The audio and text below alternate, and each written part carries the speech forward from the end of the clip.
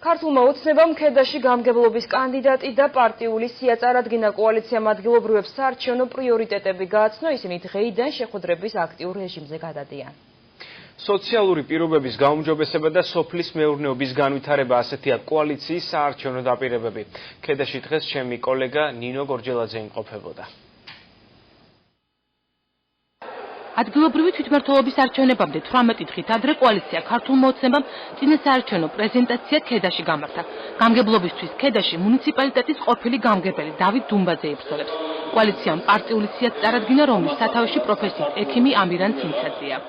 ვიდევით იმას, რასაც ხელისუფლება პირდება, თავისთავად დასაქმება, სოციალური სფერო, ჯანმრთელობის დაცვა, სოფლის მეურნეობა. ამ მრჩევლებს სიტყვით ქობულეთის მაჟორიტარმა დეპუტატმა საქართველოს პარლამენტში ფატი ხალვაშვა მიმართა. გამომსვლელებს შორის იყვნენ საგანმანათლებლო და სახელოვნებო სფეროების წარმომადგენლებიც. მათ სამართლიანობის აღდგენაზე გაამახვილეს ყურადღება. ჩემთვის, როგორც ხელოვანისთვისაც და როგორც სამართლიანობის აღდგენის მოსურნეთა, სწორია სამართლიანობა. მით უმეტეს ისტორიულად ვიცი, ახლა გამოსვლისას თქვი, რომ ქართველი კაცი თავისუფლებისთვის არ იბრძოდა არასდროს. ის იბრძოდა სამართლიანობის აღსადგენად. და ამის ზღვარზე ვარ და გადავაბიჯოთ ზღვარს და აღვადგინოთ სამართლიანობა. წინა საარჩევნო პრეზენტაციას მუნიციპალიტეტის სხვადასხვა სოფლის ამომრჩეველი დაესწრო.